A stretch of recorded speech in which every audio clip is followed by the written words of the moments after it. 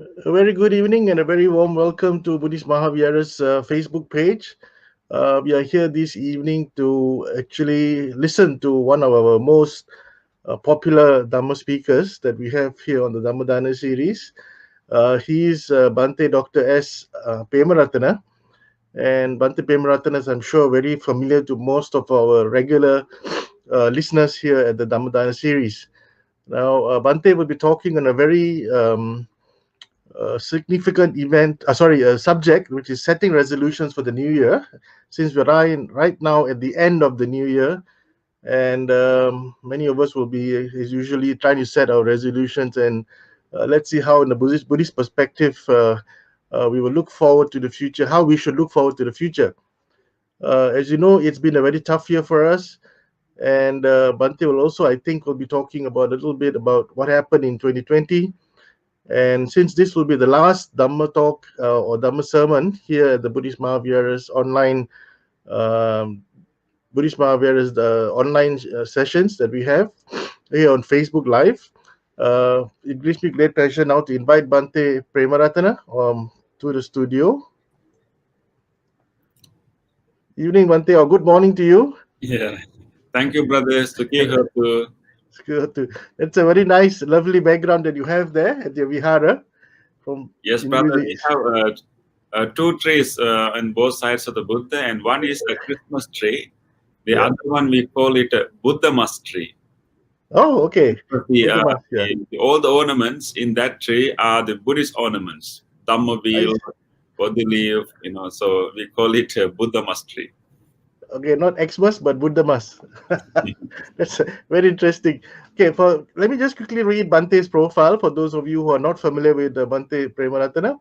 Bhante Dr. S. Premaratana is the Chief Abbot of the Pittsburgh Buddhist Center in the USA. He holds a bachelor's degree in Buddhist studies from the Peradeniya University in Sri Lanka and also a master's in philosophy from the National University of Singapore. He was conferred a PhD from the University of Pittsburgh in the States. He conducts regular workshops on meditation at his center and also at the yoga studios in the greater Pittsburgh area. He also provides spiritual counseling to help Americans deal with challenges of modern living. So with that, and without wasting much time, let me now warmly introduce Bhante to start this evening's Dhamma sharing. And it's entitled Setting Resolutions for the New Year. Bhante, would you please have the honors? Blessings to you all. It is a great pleasure to be with you at the end of this year to reflect on the teachings of the Buddha before we enter the new year. So 2020 is almost over. We have come to the end of 2020. This 2020 has been a very remarkable year for all of us. Definitely it is a challenging year. But it also an year that we learned so many lessons in our lives. So let us spend this time, this talk, to understand how we should reflect on the previous year and then how we can prepare for the new year. There are so many guidelines that we can get from the teachings of the Buddha in order to prepare ourselves for this new year, and also in order to have good lessons from the previous year. It's still the current year, but from this year. Of course, 2020 brought us a lot of challenges and difficulties. So I'm glad that at least we are now going to start 2021 with some hope. We are hearing about possible vaccines, and so we have some hope that some light that we will be able to gradually manage this pandemic in the world. Hopefully, definitely it will take a few more months for all of us to get the vaccine and get some control of this pandemic. But it's still we have that hope and some light at the tunnel. So it's really great that we can enter the 2020 with that kind of positive mentality. But at the same time, we should never forget 2020. And we should also remember that we may be able to somehow manage this pandemic, but that doesn't mean that all the challenges, all the difficulties for us and for human beings as common as a whole is going to be over. So even though we manage this pandemic, but there can be still similar challenges, similar difficulties that we will encounter in future.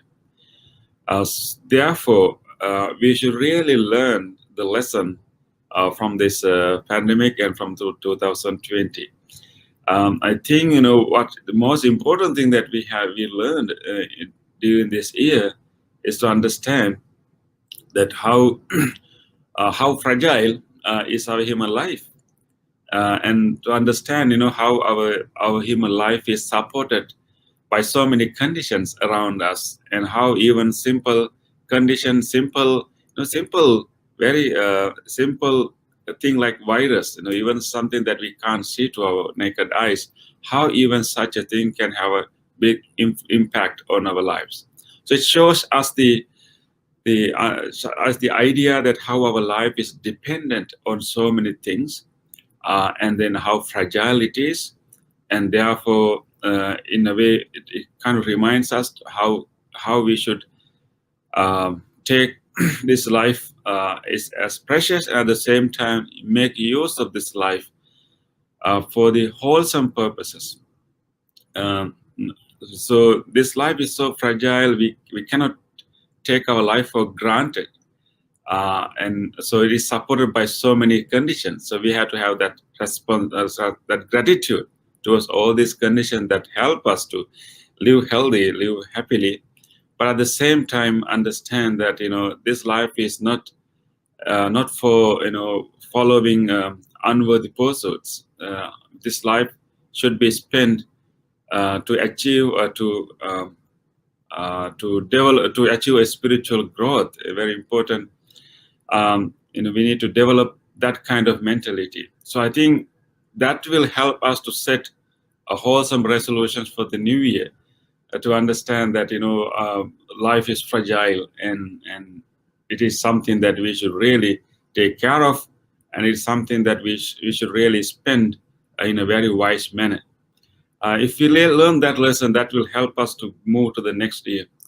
And we'd also learn that how we are interconnected, that as human beings, we try to separate as countries, separate as ethnic groups, and try to be separate as in so many ways. Human beings are very good in finding different categories that we can separate from each other. But this pandemic taught us that as human beings, we really cannot be separated. One human being's condition is going to influence so many other human beings. So we really cannot live as separate, discrete groups. We really need to help each other, and we really need to take care of each other. We really need to take care of each community in the world. So I hope that if the world leaders, realize this truth, that no one country can live happily if some other countries are ignored. We cannot do like that. This world is so connected. So we need to help each other, even in a country, even in an area. We need to take care of other people also. So if you learn these lessons, I think we can move to the next year very fruitfully. I hope that you may also have your own personal lessons. What I just told you is the common lessons that we can learn from 2020. Where it's really important to take a time to sit very quietly and spend few minutes, some time to reflect on your own life, how you spend this 2020 in this challenging period. What are the personal lessons that you learn in this year? We have a term called Singhavalokana. Singhavalokana. Singhavalokana means reflecting in the way of a lion. Looking back in a way of a lion. In the folk stories, we believe that a lion has a habit of spending some time in every day reflecting. As lion has a habit of, when lion is walking and moving, he will not continuously walk, but he will stop from different spots in his journey, and then will turn around and look back of the walk he made. That's the folk belief. But whether this is really happening or not, because of this folk belief of this lion's habit of looking back of his journey from time to time, and we have this term Singhavalokana, which means looking back to our own journey of life from time to time. So at the end of year, it is a very important practice that we take time. Maybe you can prepare your tea or your drink, your coffee, and sit down very quietly and then reflect very carefully what happened in the year and what you did in this year and how you responded to most significant events in the year, and whether you were able to skillfully respond to those things, whether you were not able to skillfully respond to those things, whether you were wise in those situations or whether you were not be able to wise in these situations. Honestly, not to judge yourself, not to pass judgments on yourself, but simply to reflect and understand is how I responded to these situations. So if we have this personal reflection, Singhavalokana, reflecting in the way of a lion, you will learn your own personal lessons too. How you can ask the question, is there a better way that I could have handled this situation? Not to regret on what happened, but just to learn from our own lessons, and then it can help you as a lesson for future. So I encourage you, before the end of the year, we have a few more days left. I encourage you, take one evening with your tea, with your drink, and take a moment, take some time to reflect on your own personal journey in this year, in these difficulties. Within difficulties, how did you manage your life? And maybe sometime you may have learned so many new things also in this year.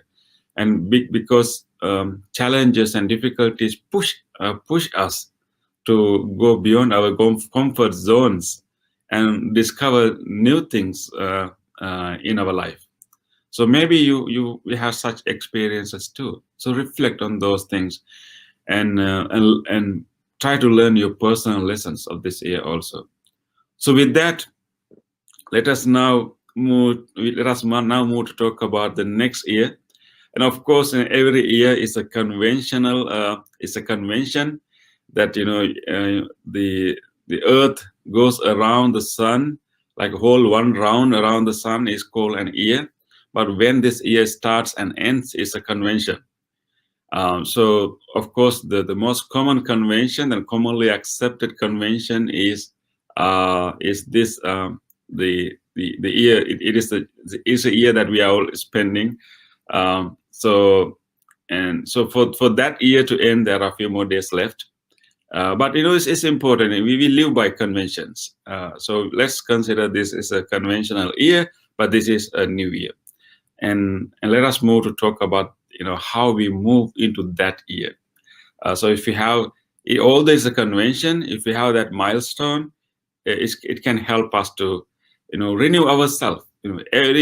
This even though it's a conventional year, and this is an opportunity for us to renew ourselves. There's an opportunity for us to have a restart.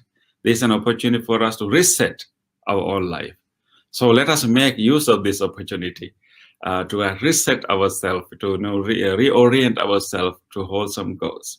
So for that, we need resolutions. We need to set resolutions. Let us talk about that now. Resolutions play a very important role in Buddhism. We know that every spiritual journey starts with a strong resolution. And beginning of a serious spiritual journey is a resolution. In the lives of the Buddha, we find how Buddha made his own resolutions. And remember, think about the resolution the Buddha made just before his enlightenment, and that is the most well-known resolution of the Buddha. Buddha has been practicing for different techniques, and for about 6 years after he renounced his prince life, and he has been learning all these different techniques, and then he practiced self-mortification, self-torture, extreme ascetic practices, and then finally he realized that those practices are not helping him to develop his mind to eradicate its defilements, and then he rediscovered the middle path, and then he has been practicing the middle path, taking care of his body, but then using the health of the body, the comfort of the body to develop his mind. And he was able to gradually, remove his ignorance, and he realized that he has all these conditions for him to become fully enlightened. And when we have this basic training and other conditions completed, and he made a resolution. So before the Vesak full moon day, he sat down under the Bodhi tree with a very strong resolution, not in a normal way. That resolution is recorded in the Pali discourses. He had a very strong determination that now I have discovered this new path, the middle path.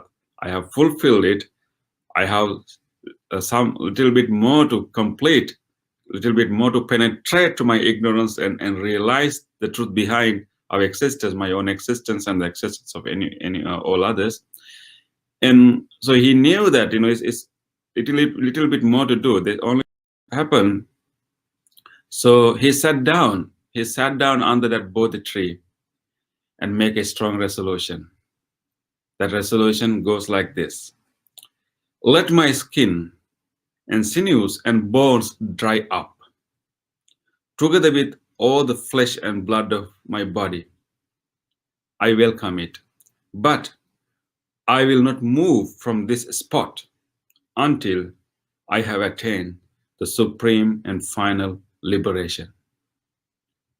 That was the resolution of the Bodhisattva, the Buddha before becoming the Buddha. Just before becoming the Buddha, Bodhisattva, he sat down under that Bodhi tree with that strong determination. I'm not going to move from this spot. I'm not going to stand up from this spot until I attain final liberation, because he has a clear idea that he will he can have that breakthrough. So he sat down with that resolution: I'm not going to move from this spot until I attain the final liberation, even though my blood, my my skin, my flesh all dry up. I'm not going to stand up. I'm not going to move. That's a strong resolution. And the Bodhisattva made it, and he had such a clear, strong resolution. He continued his practice, and he had the breakthrough. He became the enlightened one, the Buddha, and that allowed all of us a new path of our life, new opening and possibility of enlightenment and possibility of spiritual growth. So the whole Buddhism, the realization of the Buddha is a result of a resolution on that moment. But remember, that resolution that Buddha made under the Bodhi tree is only one of many resolutions that Buddha had done. But that's the most recent one, just before he becoming enlightened one.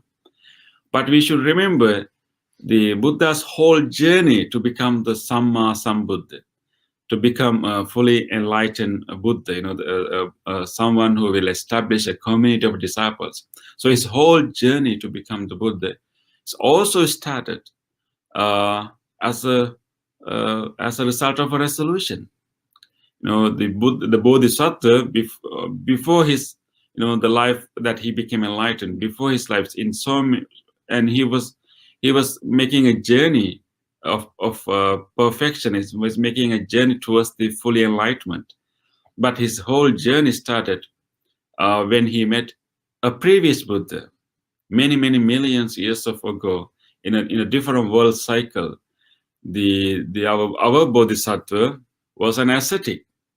I think you remember that, an ascetic called Sumedha, and he was an ascetic many eons ago in a different world. It's a different cycle of the world system, and he was an ascetic called Sumedha, and then he was able to, for the first time, see his own eye a fully enlightened Buddha called Dipankara Buddha. So his meeting with the Dipankara Buddha was a very significant moment in his whole journey of life, of his journey to the enlightenment, of his own enlightenment. So ascetic Sumedha saw that a group of people are preparing and cleaning a village, and he wanted to know why these people are so busy in preparing. Looks like a festival. And when he inquired about this preparation, he realized that the fully enlightened teacher called Dipankara Buddha is visiting our village today together with his disciples. So we are preparing our village, preparing our roads, preparing our environment to welcome this fully enlightened Buddha. It is very rare to have a fully awakened one. So when ascetic Siddhartha heard about it, and he was impressed this idea of an enlightened person and a fully enlightened being, and he also wanted to see, and he also wanted to help these villagers to prepare these roads and village, and he also started to help, and he took the responsibility to clean all the muddy area and arrange that muddy area in a nice way that anyone can walk pass it through, anyone can walk through it. But it was a really heavy task, and he was working so hard, but he could not finish the whole the area that he took responsibility to clean. And then, but the Buddha arrived. The Buddha Dipankara arrived before he cleaned this area. And when the Buddha Dipankara arrived, he realized that the Buddha Dipankara had to walk on the muddy area to move to the other part of the village. And when he saw the Buddha Dipankara coming together with other disciples, he was so inspired by simply the vision of the Buddha, his composure, his serenity, and everything, just the physical features. He was so impressed by this vision of the Buddha. And he had such a great wish that how good if I can also become like a Sambuddha to help so many beings. And then he has such a great admiration of the Buddha.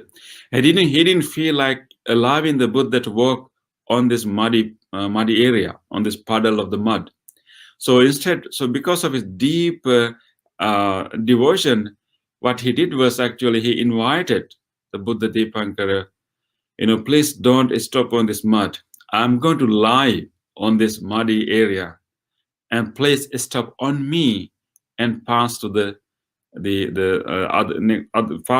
next other ground, elevated ground, and please step on me. Please use me as a bridge. So please stop on me. Don't place your foot on the muddy area. So he was so devotional to the Buddha. He lied down right in front of the Buddha on this muddy area, inviting the Buddha to stop on him to move to the land, past that muddy area.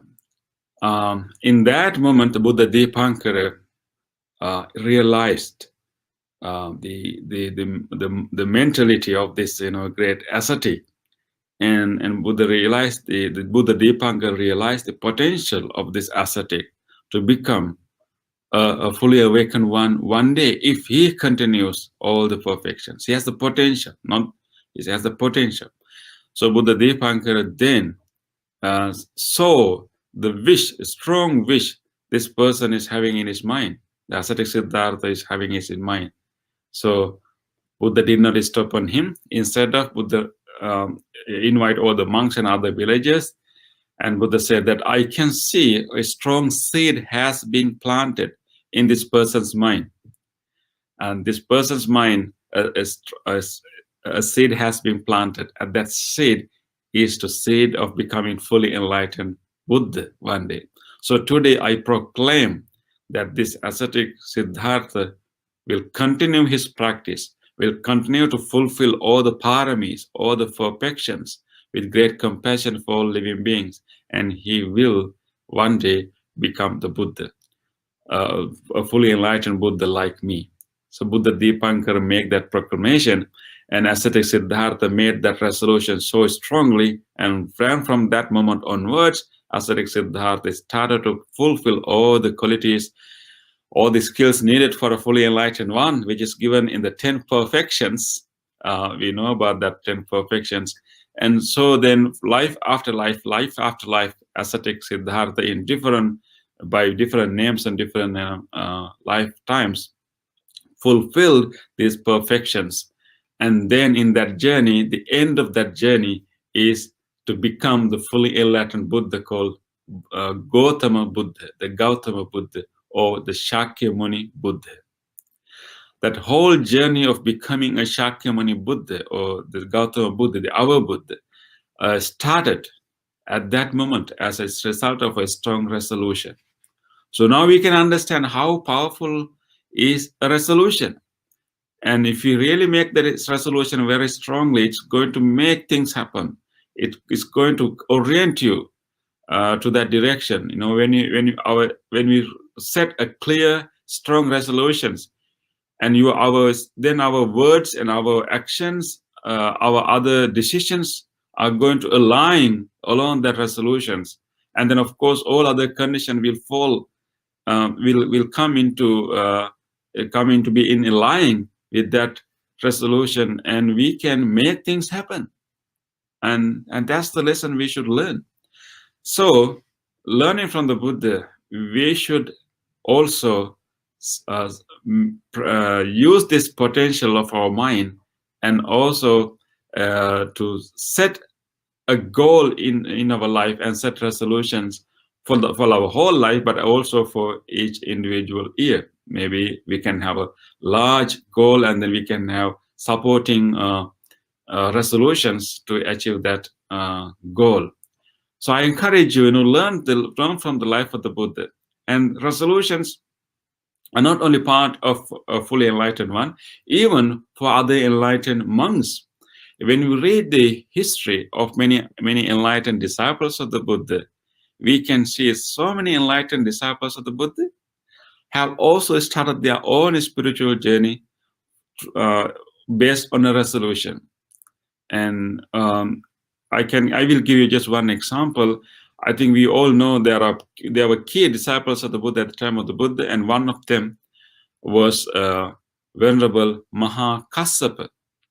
Venerable Mahakassapa is one of the prominent disciples of the Buddha, and then he became the foremost among monks who follow strict ascetic practices and simple life, and also later became the person who actually organized all the monks after the passing away of the Buddha. You know, after Buddha's passing away, and Venerable Mahakassapa became the leading monk who organizes the first Buddhist council and to provide the leadership to the monks after the Buddha's passing away. And so this Venerable Mahakassapa, and he started his spiritual journey many years ago in a different world cycle, when he saw another disciple of a different Buddha. So many lifetimes ago, when the Venerable Mahakassapa in his previous life, many lifetimes ago, was a son of a millionaire, a son of a rich businessman, and his name was Videha. And in the city that he was living, he saw a different Buddha, the Buddha called Padumuttara Buddha. Padumuttara Buddha was living and teaching and establishing a community. And this young man was, he knew about that there's a teacher, well-known teacher in this our city, and he started to visit the Buddha and he listened to the teachings of the Buddha. And of course, he was not, inspired to become a monk at that time, at that point.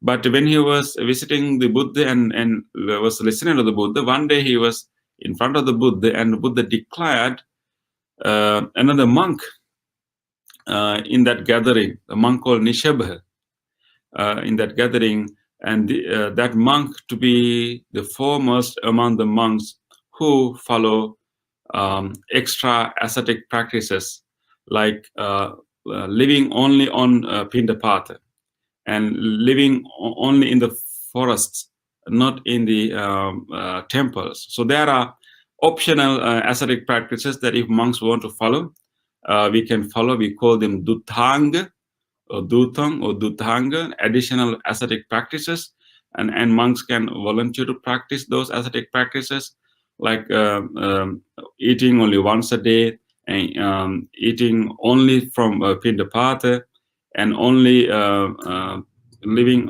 in the very simple huts or forests, not in temples. So those are additional ascetic practices.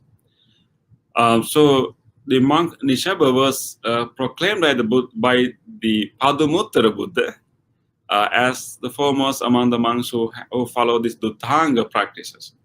And this young man Videha observed that, witnessed that. And once he saw that, he was so inspired to become like the monk Nishabha. And he made the resolution that I will also train myself. I will also aspire to become a monk foremost in the additional ascetic practices, in the Dutthanga practices, in my future lives. So he made that a strong resolution. As a result of that, he has been practicing all this qualification he needed to become a prominent disciple of the Buddha. And at the end, he became the Venerable Mahakassapa. He became the foremost among the monks who practiced Dutthanga practices at the time of the Shakyamuni Buddha, the Buddha Gautama. So we can understand many prominent disciples of the Buddha started their journey as a result of resolution. So we use different terms for this resolution in Pali. We have a term called Panidhana.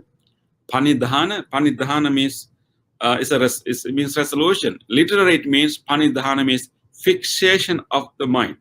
Fixation of the mind. You fix your mind on a wholesome goal, and that becomes your target. That becomes your destination.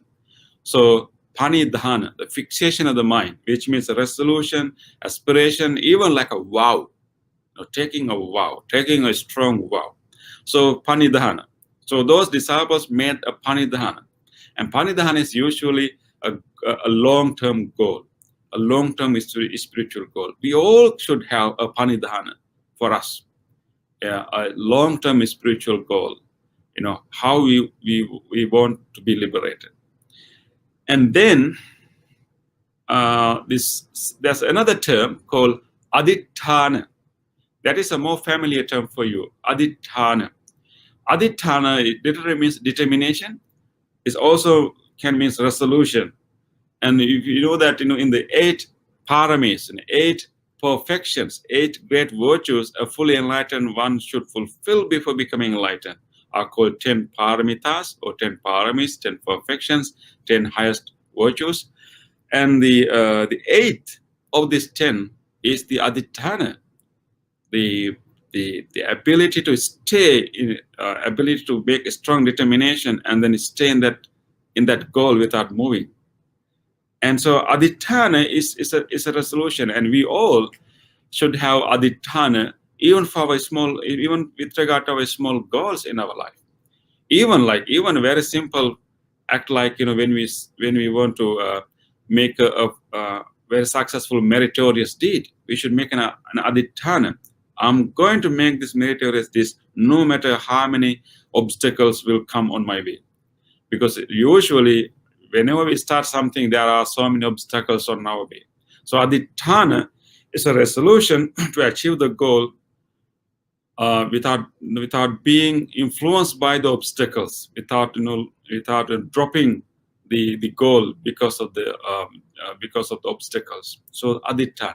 Even when you sit for meditation, for example, we need to make an adhitthana, a determination that I'm going to make a committed practice right now. So I'm going to sit this long without moving, no matter whatever happens. So we have to have that kind of adhitthana before even we sit for a meditation. So we can use this adhitthana for when we start a new year too. So these two terms, panidhana and adhitthana, are two different Pali terms that can help us to set our resolution. Panidhana is a long-term resolutions. Adhitthana is a short-term resolutions. So we should use them. So we saw that, in the case of the Buddha, and also in the case of Venerable Mahakassapa, and their resolution really worked. They made the resolution, and they worked towards the resolution, and they made things happen. They made a resolution, and their resolution came true. So we may ask, can we also make the resolution, and can we also make things happen? And you may say that I have made so many wishes in my life, but those wishes may not have not necessarily come true. I think we need to understand that there are two reasons why our aspirations may not come true. There are two reasons why our aspirations may not come true. One, that when we make an aspiration, aspiration we have to do as a resolution. Aspiration is only we like to have something, but resolution is a very strong determination that I will achieve that goal, and then be ready to align our speech, align our action, align all the decisions towards that goal. So when the reason that our aspiration does not come true is that we only simply keep wishing, and we don't align our actions, we don't align our words and our decisions along that goal. So if you do that, and we can make things happen. And for that to happen, we also need to make our resolution very clear. What happens in our life that we wish so many things, we like so many things, we aspire to have so many things. When we set a resolution, when we set an aspiration, our mind is not clear. Sometimes we have conflicting aspirations in our mind. You may think that I like to be. We can make a resolution that I like to have a peace of mind. I like to have a peace of mind. So let's say you have that resolution. On the other, and that aspiration, I like to have peace of mind. That's aspiration. At the same time, you can also have another aspiration that will conflict or contradict the resolution of peace of mind. And you will say that I want to influence this many people, or I want to earn this much of money, whatever. So we need to remember that our aspirations should not conflict on each other. The reason that our aspirations, our resolution do not come true is that we don't make clear resolution. Our mind is not clear when we make these things. So if we can really settle down our mind and understand the clear the goal that we want to achieve and make a strong resolution, they will come true. Because our mind is confused, we have so many conflicting wishes, and we are not clear about our own, what we really need, and therefore we make resolution, we make aspiration in a very weak grounds. So those things will not come. But if you really knew what you really need, and then make that strong, and if you make a resolution with a very clear mind, and those resolutions are powerful, they will come true, because you will also align your words, your actions, your decisions along that goal. Second reason our resolutions does not come true is that our resolution and our aspirations are sometimes can be too self-centered. Actually, all this resolution, as we saw in the case of the Buddha and in the case of Venerable Mahakassapa, those resolutions are about our personal journey, but they are not necessarily self-centered resolutions. We need to make our resolutions wholesome, not only about ourselves. We need to make this resolution in order to benefit so many others. So the more self-centered the resolutions are, the less possibility of these resolutions to come true.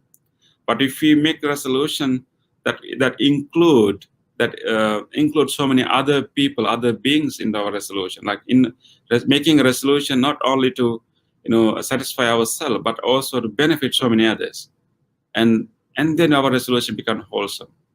And that is how we can distinguish our resolutions from having a craving and an attachment. Sometimes we may ask that as Buddhists, can we make resolution? Can we have wishes? Because we are supposed to overcome our craving, our attachment. And of course, our goal is to overcome our craving and attachment. But making resolutions to have a spiritual growth is not contradicting this. And so if you have a wholesome wish, if you have a wish that will benefit so many others, and if you have a wish to eradicate our own unwholesome tendencies, and that's become a wholesome resolution. It's not a form of craving or attachment, but it's a form of willingness. We call it chanda, a willingness. It's a willingness to achieve a goal, and then it's making a strong determination and resolution to achieve that goal. And it is not unwholesome. It is not attachment, and it is using the power of our mind to achieve a wholesome goal. That is what the Buddha and his disciples did. So therefore, if we make our goal clear and then relate that goal to benefit others, our wishes can come true. And I also would like to talk a little bit about why in Buddhism we believe that we accept that the resolution really works. The resolution works because in the teachings of the Buddha, we don't believe in a deterministic destiny. As beings, impermanent beings, working under the law of dependent origination, in Buddhism, we don't believe in a fixed destiny. No one has a fixed destiny. Our life is quite open.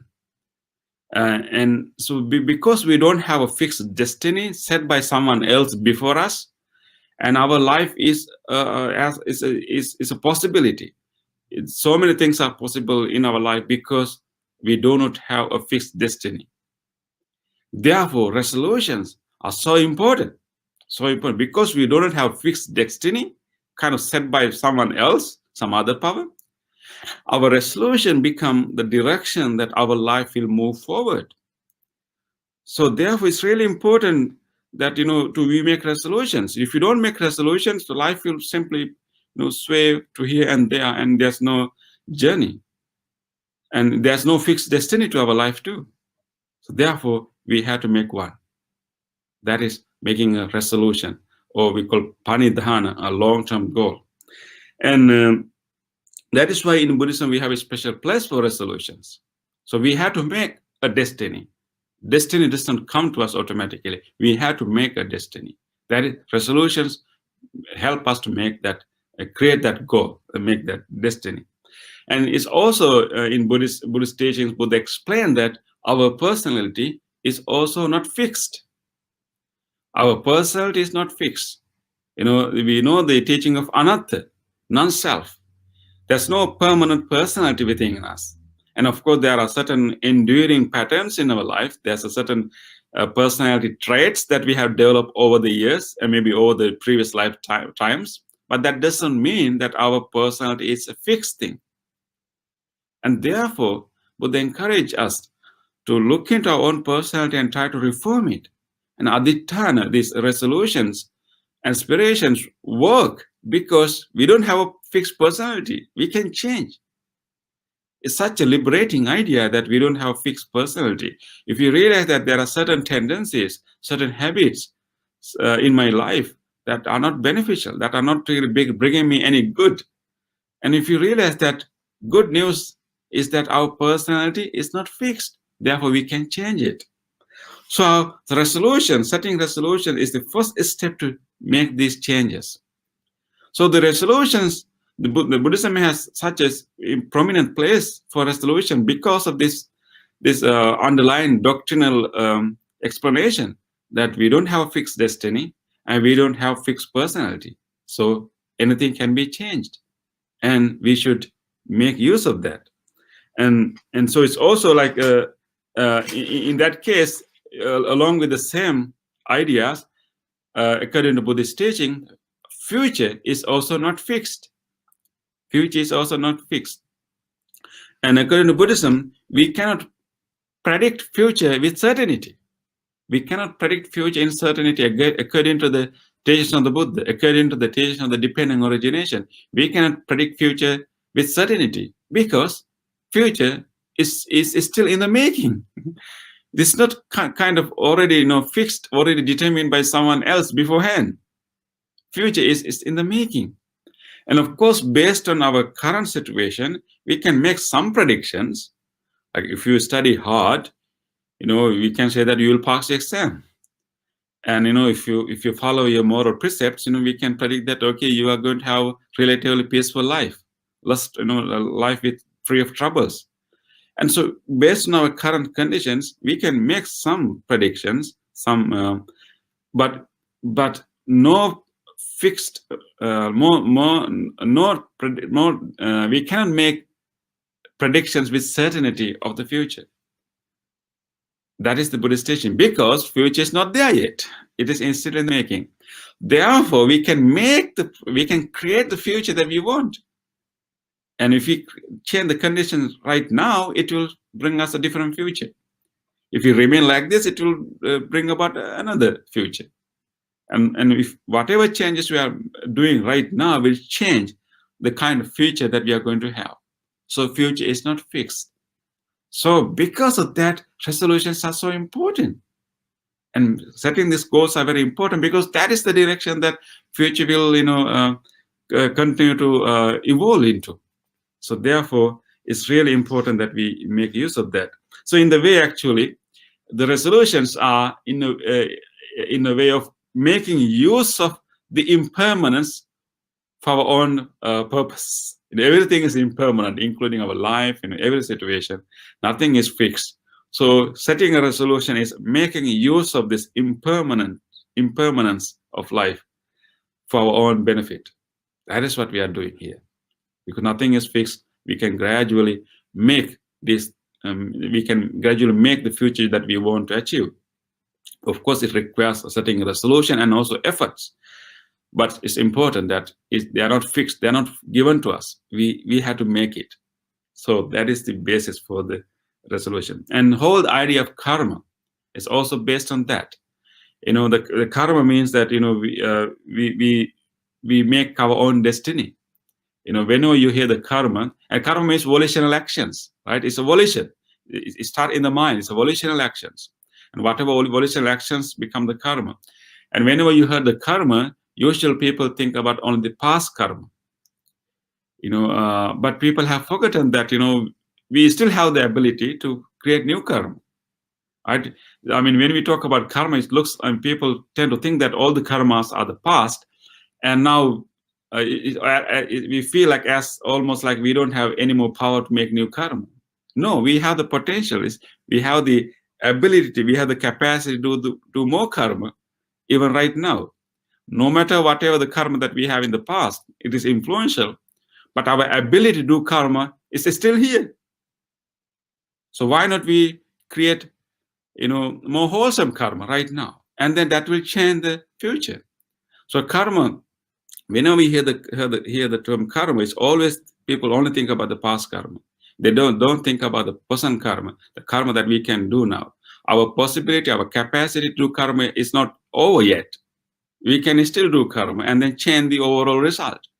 So all these ideas, all these teachings are helping us and guiding us to set resolutions and direct our life with a goal.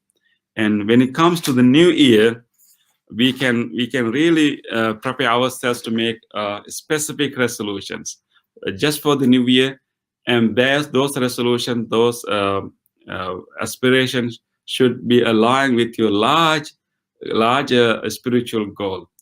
So I think now you realize that it's really important. Our resolutions are really powerful because those resolutions are the powers that bring our life to certain direction. Otherwise, it doesn't have a fixed direction. We have to create a direction to our life. Our resolutions are the key to make that direction.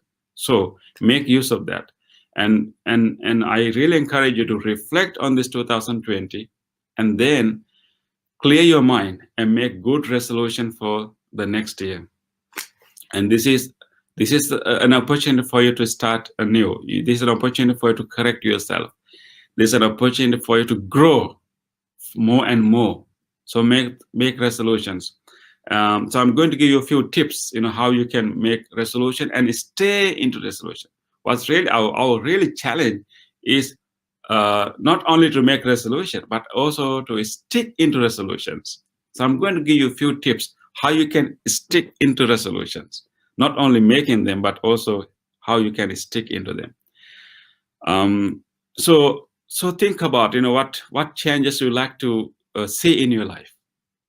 You can make resolutions to do learn more Dhamma. You can make resolution to be more helpful to others. You can have a resolution to be patient to others. But it's also really important to be specific. Okay, so the first tip when you make resolution for the next year, first guideline for you: be specific. When we have a very broad resolution, we don't know how to achieve that. So it's really important. We can have a larger a general goal. Let's say we can have a goal of I'm going to spiritually grow. I'm going to work towards my liberation. Not even my liberation. I mean, when you liberate, there's no I, but I'm going to work towards the liberation. So be specific. Thank you, Brother Leslie. Be specific. That is the first guideline. So when you make resolution, really, we need to be specific. And let's say you want to say, I want to be patient, but make it specific. I will be patient with regard to my family members. Then now it is specific. Or I'll be patient with regard to my co-workers. Be that, I'll be more resolute in the challenges in my work. So make those resolutions specific, because then you can achieve that. And also I will encourage you to write it down. Write it down. And let's say I will meditate, but simply don't say I will meditate. Be specific. I will meditate. I will meditate. Let's say I will meditate 15 minutes every day. Maybe if every day is not practical, I will meditate 15 minutes, maybe over the weekend. Make that resolution specific. I will help. I'll be kind. I will help 2 people in a day. I will so make those resolutions. Maybe I will visit temples. I will visit temples once a week. I will visit temples once a week, and I will engage in a meritorious deed. So make those resolutions very clear. And so be specific. And I will also relate to the specific. You can also write it down, because when you be specific, you can write it down. It's really important to write it down. And I will even encourage you to write it down and hang it somewhere that you can see. In the Pittsburgh Buddhist Center, on January 1st, we are also going to have a session to set resolution for the new year. And we have encouraged people to write it down on a paper Bodhi leaves. We create this paper Bodhi leaf. So on the other side of the Bodhi leaf, we have the lines we can write your resolution. I resolve, and you write your resolution. So once they write their resolution for the new year, they can hang this Bodhi leaf in a place that they can see it, on daily basis. So I will encourage you to do the same thing. Be specific, write it down, and maybe you can use a Bodhi leaf. Because Bodhi leaf is a very important symbol for us, and Buddha made his own resolution under the Bodhi tree. So you can also make the resolution. You can write your resolution in the paper in the shape of a Bodhi leaf. So be specific, write it down, and of course, stick it somewhere they can see. Second guidelines is that be simple in your resolution. Be practical. Make a simple resolution for the new year. Be simple. That means that maybe you can say be practical, because sometimes we have this habit that whenever we want to make a resolution, whenever new year start, we make all resolutions. Sometimes those resolutions are really big resolutions. I'm going to meditate an hour every day. It's not going to be practical. So for some people maybe it's possible, but for most people it not be practical.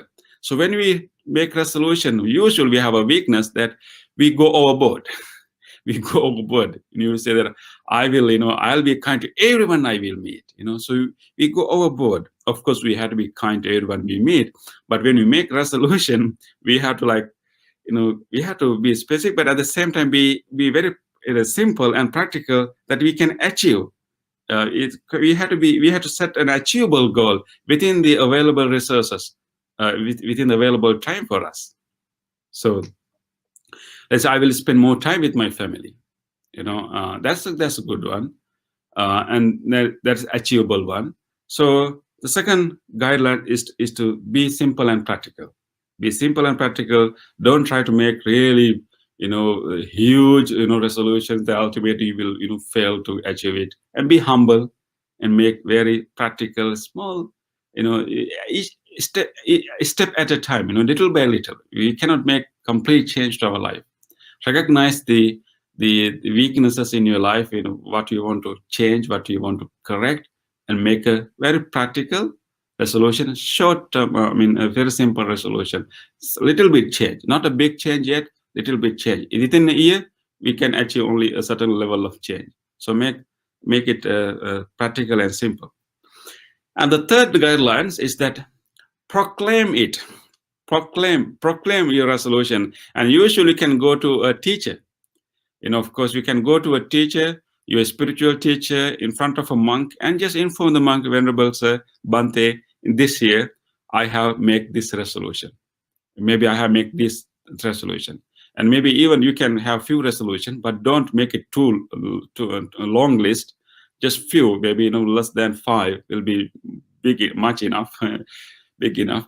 And you can tell the monk, proclaim your resolution. I'm not asking you to proclaim to everyone. Don't write in your Facebook or somewhere and let everybody know that and I'm doing this. That's going to be too stressful and just to a trustworthy person. That is the important thing. In the case of the Buddha, he made the resolution in front of the Buddha. So proclaim it to a trustworthy person, to a teacher, and even you can go in front of the Buddha statue. And in front of the Buddha statue, you can proclaim it. That proclamation is very important. That is when the resolution is kind of sink into your mind and become even a part of your unconscious level of your mind, that it will kind of help you to move through that. So proclamation is very important. Proclaim it. And then the fourth guideline is that these are helping you to stick into your resolution. Try to find a friend to do the same resolution with you, or even try to find a friend who can help you to check on you. So it's really important do this thing as a together. So try to find a friend to follow the resolution with you. Try to find a friend to follow the resolution with you. Maybe the same resolution, or maybe similar resolution. Maybe you can say, no, I'm going to be patient with regard to my family members. Try to find a friend to do the same thing. I'm going to attend 3 retreats in this year. I'm going to attend 3 retreats in this year. And then you try to find a friend who can do the same thing with you. And so you're not doing by yourself. You are doing with another friend. So it's really, this friendship is really important. That helps you to keep the resolution going. Maybe if your friend has a different resolution, that's okay. You can have 2 different resolutions, but you can agree to each other that you will check on each other. and you can call the friend once in a while. How did you do? Will you be able to follow your resolution? Will you be able to be patient with your family members? Will you be able to visit temples as as you resolve in the beginning of the year? Did you attend retreats? Were you able to maintain your meditation practice on daily basis? So you can check on each other. So have a friend to make the resolution. And the next one, the fifth guideline is that allows failures. The reason that when we set resolution, it doesn't mean that we should never fail to do that. Let's say you made a resolution, I will meditate 15 minutes every day. Some days you may fail to do it, but you have to allow that failure to happen. And maybe your resolution that I'll be enduring hardships at work. I'll be kind to my colleagues. I try to be, but even you can be specific. I'll be kind in my speech to my colleagues, my co-workers. Maybe some days there's a serious difficult issue and you were not mindful enough and you didn't do that. But don't give up the resolution. We can allow failures to happen and we can come back to that. The reason that we set resolution is that we are not perfect. Therefore, sometimes we fail, but that's okay. Allow these failures and always go back. Perfectionism is not going to do any good to us. So we have to allow. We cannot be perfect. So we have to allow this resolution. We should expect that I may not be able to follow exact things as I wish every day, but I can come back. Keep coming back. The last tip that help you to stay in the resolution is that think about the benefit you are doing to others from your resolution. Usually we set resolutions to our own life, what kind of changes that I want to make in my life. But our life is related to so many other people. So always reflect what kind of benefit it will bring to others. If you make a resolution to do meritorious deeds, like a specific number of meritorious deeds, think about how much benefit it's going to do to others. And let's say if you make a resolution that I'll be mindful in my speech, in my workplace, be specific. I'll be mindful in my speech among my friends, among my family members, among my be specific, and think about the benefit of the resolution that you will do to others. That's the important thing, not only to yourself.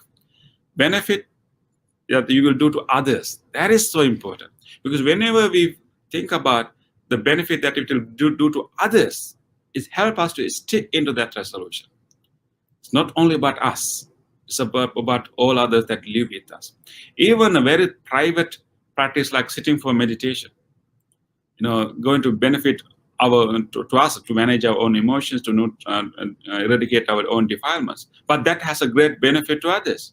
Our family members will benefit if you have less defilements, if you have more mindfulness. Our co-workers are going to benefit from it. So think about the benefit that you will do to others, benefit to others from your resolutions, and that will help you. Okay, so we have 6 guidelines. Let us reflect on that. Brother Leslie, maybe you can help me to put those things on the screen. First one is be specific. Tip 1, be specific. Second one is be practical. Make a very simple resolution. Don't go overboard.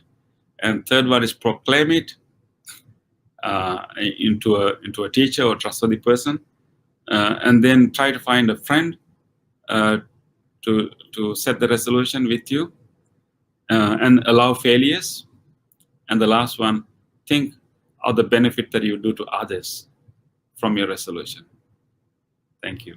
So those are the 6 tips I would like to give you. Hope that you will remember this and write your resolution for the next year. And one last thing I would also like to share with you, that our environment, our physical environment, sometimes even social environment, influence our ability to stick into resolutions. Let's say you made the resolution that I will quit smoking, and I will quit drinking or smoking or some other bad habits.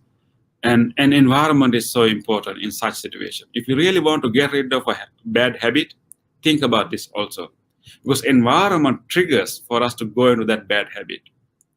So if you are really setting a resolution to get rid of your bad habit, maybe, I will cut down my sugar. I cut down, my, coffee, even like such simple, resolutions.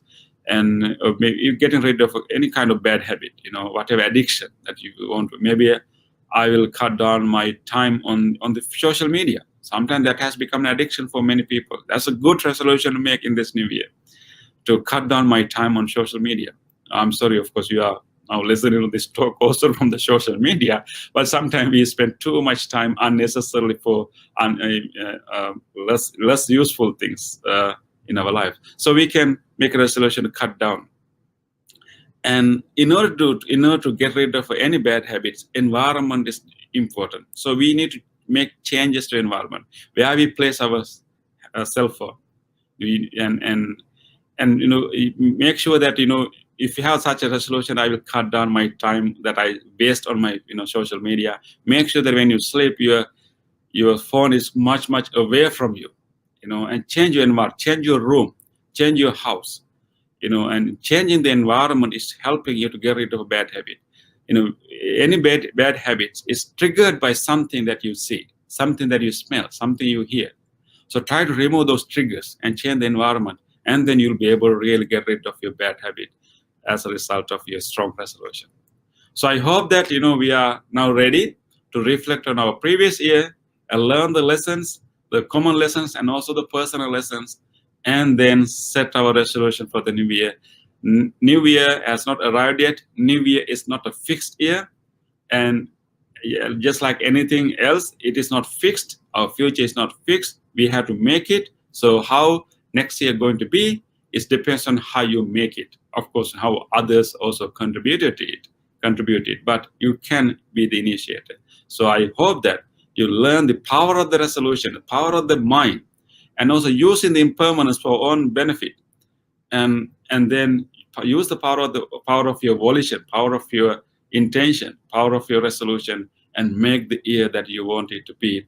Of course, we cannot really make big changes, but small changes in our life that we can gradually move towards the liberation, and also gradually change our bad habits, gradually weaken our negative tendencies, and then gradually become more beneficial person to others, and gradually become more peaceful person inside yourself. So larger goal has to be more beneficial to others, more peaceful within inside. That will lead us to liberation. That could be your large goal. But within that, you can have specific goals, with specific resolution with regard to your career, with regard to your personal life, with regard to your family, with regard to your colleagues. So we can have a specific resolution. So I wish that may you be able to find specific resolution for the next year, and we'll be able to make it and stick into that resolution and make 2020 a brighter year. We also wish that all the human beings, all the people around the world be able to get rid of this pandemic as soon as possible. May everyone who has been affected be healed, and may the people suffering from all around the world due to economic problems, may they be able to come back. May the economy come back for the benefit of all beings, not only for our own benefit, but for the benefit of all beings. Let us make that wish also, and let us make our own personal resolutions to make our 2020 a brighter year. I wish you a brighter year ahead with the power of your resolutions. Thank you.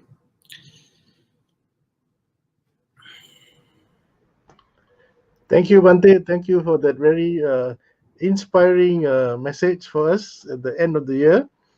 I think there was a lot of viewers today specifically coming to listen to you, and there are some questions that are being posed to us from the audience. Maybe you'd like to answer them, Bhante? Yes.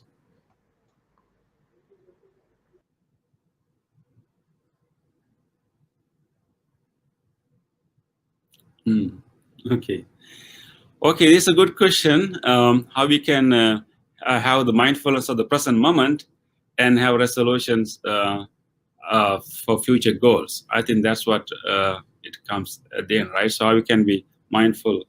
Actually, the mindfulness has two aspects.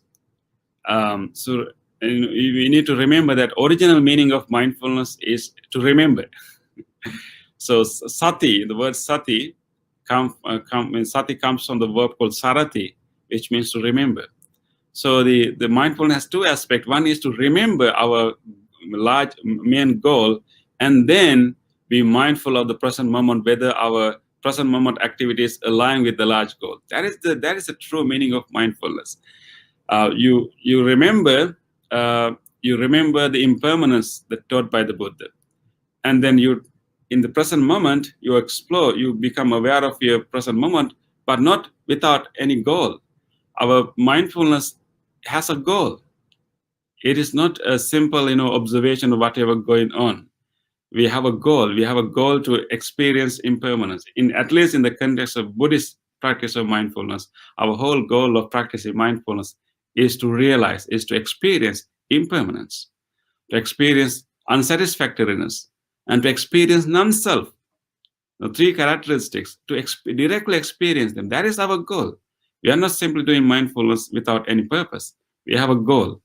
So I don't think that there will be a conflict between these two. We need to pay attention to the present moment, but with the goal of realizing the reality, realizing three characteristics. So if we have a specific resolution, wholesome resolution, let's say you have a resolution that I'll be patient in my speech in my workplace.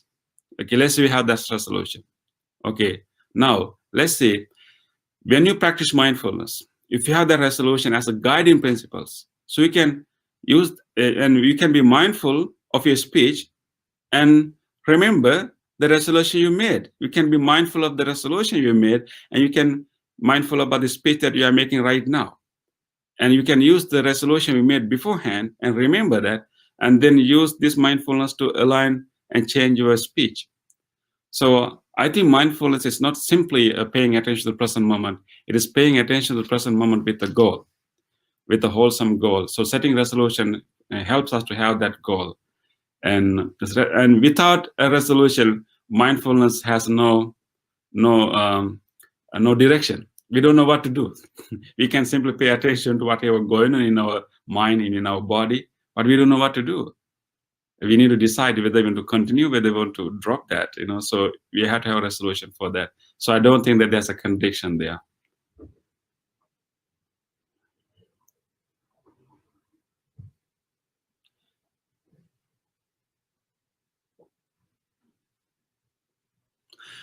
Yes, sister, this is also a good reflection. And when you, in our daily chanting, at the end, we make an aspiration. So that we have aspiration that, aspiration to attain enlightenment, aspiration to associate spiritual friends, wholesome people. Yes, sister, that is a part of aspiration. So that is a given aspiration to us, because in Buddhism, we consider that, meeting good people and meeting teachers are very important in our spiritual practice. If you don't find appropriate teachers, if you don't find a conducive supporting environment, friendship, it's very difficult to have a progress in our spiritual life. So meeting appropriate teachers and having a supporting community is very important in my spiritual practice. Therefore, traditionally, we have a resolution. We have an aspiration that we make end of every chanting, that may I be able to find wholesome friends, wholesome people in my life until I attain the liberation. So that is one important resolution. Okay, that is a standard resolution. Yes, sister, but we can also make our own new resolutions too. Yes, thank you for reminding that, in our daily chanting, we make resolution, we make aspiration mainly, but we can make resolution. There's a slight difference between aspiration and resolution. Aspiration, that we wish for something to happen, but resolution is actually make a strong determination and make resolving to change, align our speech, our actions, our decision along that goal that we are making.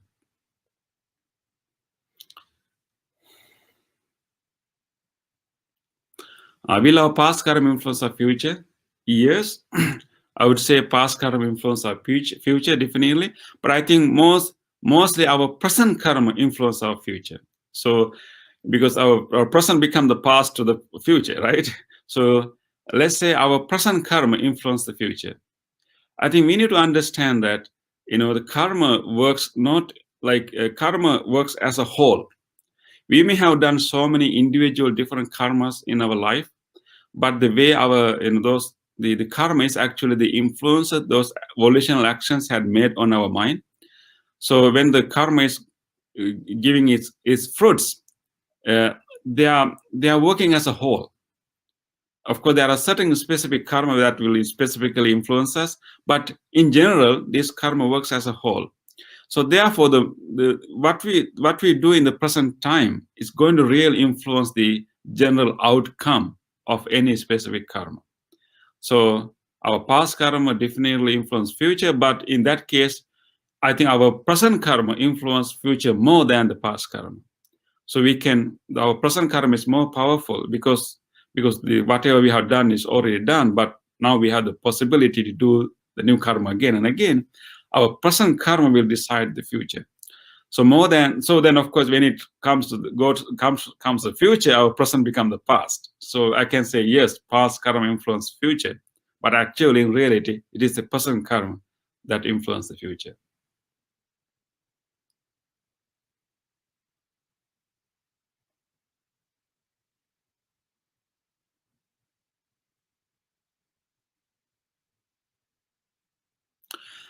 Okay, so difference between making positive affirmations and resolution. I think again, I think I explained earlier the difference between aspiration and resolution. Of course, when we do like loving kindness meditation, we wish well-being to everyone else, right? So those are simple wishes. They are not resolutions. We wish that may all beings be well, happy, and peaceful. So we make those wishes. We also wish for others, like may my children study well. And you can also make wishes to sick person. You go and visit the sick person and genuinely make a wish that may you be healed, may you get proper treatment. So those are simple wishes. Yes, I think creating positive affirmations and resolutions are actually mild. We can say mild form of resolution. They're not resolutions, but they are simple aspiration and wishes, which are so important. But I think resolution is very different. Resolution is very specific. Resolution is done in a single-minded intention. So resolution has to be done in a very clear mind, in a very single-minded intention, and then it's more like a willingness to change everything else along that resolution, and it's different. So yes, positive affirmations are wishes, aspirations. They are very important, but they are mild forms of wishes. But resolutions are very strong determinations, and then being willing to change anything to achieve that, and then aligning our words and speech to that. So resolutions are stronger than simple affirmations and aspirations.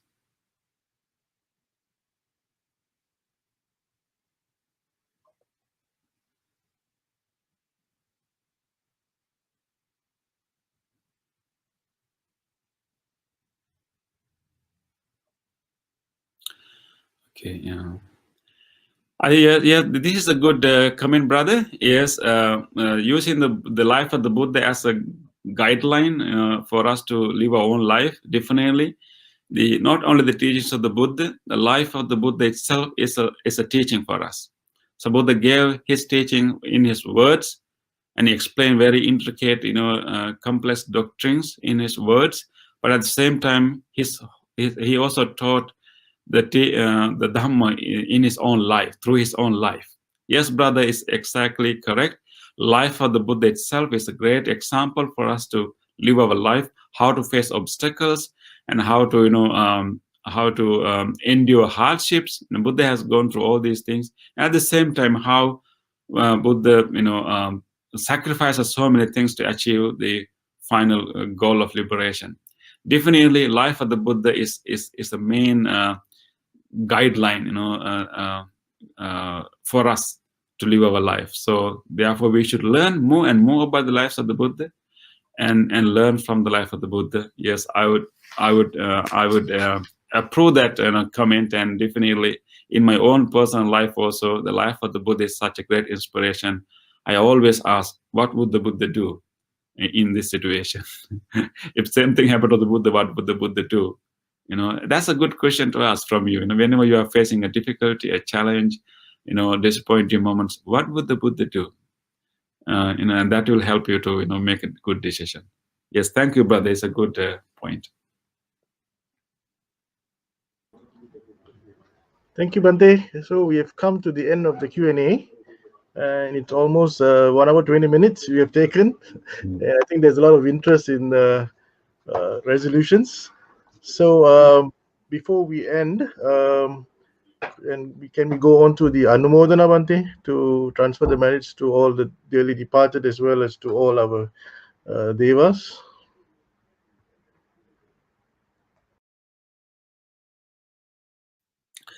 To reflect, today we listened to the Dhamma talk. We were able to maintain our mind focusing on the Dhamma talk, and we were able to maintain a wholesome mind throughout this session. I hope that during this session you didn't have thoughts of hatred, you didn't have thoughts of greediness, you didn't have thoughts of confusion, and you were like opening up your mind, and you maintain your mind free from those unwholesome qualities, at least for this moment. So by listening to this talk with such a mindful, such a purified mind, free from greed, hatred, and delusion, and also listen to this talk with respect to the teachings of the Buddha. And we have done so much. We have accumulated so much good merits. We have done so good karma, and now let us dedicate this karma to others. So in Buddhist practice, whenever we perform a wholesome deed, we want to share it with others. So let us invite our departed relatives to come and rejoice in this wholesome act. And at the end of the year, we be grateful to our departed family members who loved us so much, who cared for us so much. Let us share this good merits with them. May all of our departed relatives rejoice in this wholesome deed. May they also be able to listen to the teachings of the Buddha. May they also be able to, have wisdom in their life. And may all of our departed relatives share these merits. May they benefit. May they be well and happy and peaceful wherever they may be. With that wish, let us recite together. Idang mi ñātinang hotu sukhita hontu ñātayo. Idang mi ñātinang hotu sukhita hontu ñātayo. Idang mi ñātinang hotu sukhita hontu ñātayo. Let us also share these merits with all other living beings. If there's any being in this world who would like to share this kind of meritorious deed, may they all do so. May all divine beings, may all the devas, may all other sentient beings, may all of them share this good deed and benefit from this good deed. May they rejoice in this good deed. May all living beings share these merits. May all living beings be well, happy, and peaceful.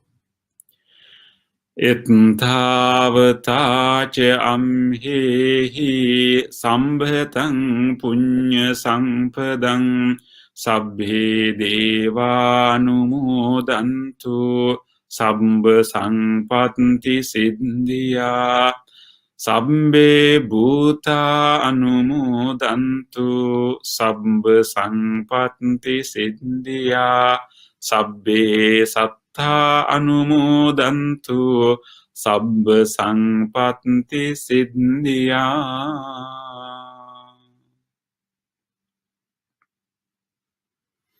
Thank you, Bante. You sound tired after 1.5 hours almost. Yeah, you're most welcome, brother. I'm so glad to be, Yeah, joining you at the end of this. we're so glad that you took this opportunity to be with us at the last Dhamma sermon for 2020, and we look forward to more sharings with you in 2021. I think that's one of our aspirations for Buddhist Mahavihara. Our resolutions will be to make sure that we will be able to get you to Buddhist Mahavihara physically, hopefully by the end of the pandemic in 2021. There are some comments. I think I'd like to just post them to you quickly. This is my sister Rachel. Thanking you for wonderful sharing. Okay. And then there's one more by Sister Jessica. And these are all being posted on Facebook. So for those of you who are listening to us or watching us on Facebook, please do look at the comments and put your comments in at the Facebook page. So before we end, just to recap, I think Bante had mentioned about two things, Panidhana, which is the long-term determination, and also the Aditthana, which is the short-term determination that we should look forward to or we should try to achieve in 2021. He also provided us with some tips that, there were 6 tips I think he mentioned, that how we can achieve this and not just make this an aspiration and then forget it by the end of March. That's what happens to most of us. We set our resolutions in the 1st of January. By the end of March, we've already forgotten what we did in 1st of January. So let's not do that for 2021. So how about the leaf? Yes, I think that's a very good example, Vante. It's a very good thing we can follow, actually. To have an aspiration written down and where we can see it every day. So before we end, I'd like to thank Bante for coming on this evening and sharing your knowledge with us, and also to help to at least inspire us for 2021, for the start of 2021. And on behalf of the monks of the Buddhist Mahavihara, the volunteers, I've got now a few volunteers who are helping me with this online Dhamma sermons. Brother Eric, brother sister, I've got a new sister, Fionn, who's also joined us, brother Eddie, who's helping us with the Mandarin talks. So all these volunteers for helping me out, and also the staff of the Buddhist Mahavihara for coordinating this, our sponsors throughout the year, and all the audiences and listeners who are joining us for the last 9 months. We have been doing this for the last 9 months continuously. I think I'm very proud of that. Buddhist Mahavihara has been able to have Dhamma talks every Friday and every Sunday, thanks to all the Dhamma speakers, both lay and monastics, who have joined us and supported us all the way for the last 9 months. And basically, and also to thank you and hope to see you in 2021. We'll try to carry on with the online sessions that we have. And hopefully, as Bante mentioned, we will be able to see the end of this pandemic, in 2021, and maybe go back to personal or live Dhamma sharings here at the Buddhist Mahavihara. So before we end, let me just take this opportunity to thank everyone and also to wish you a happy new year for 2021, and hope 2021 will be much better than 2020. So with that, good night and have a pleasant evening. Sadhu. Sadhu. Oh yes, also one thing, to hope that you finish your book that you're writing. Yeah, that's my resolution. Yeah, that's an aspiration for you, or rather determination for you. Yeah. Okay. Thank you for your good wishes. Yeah, thank you. Yeah. Okay, good night. Good night.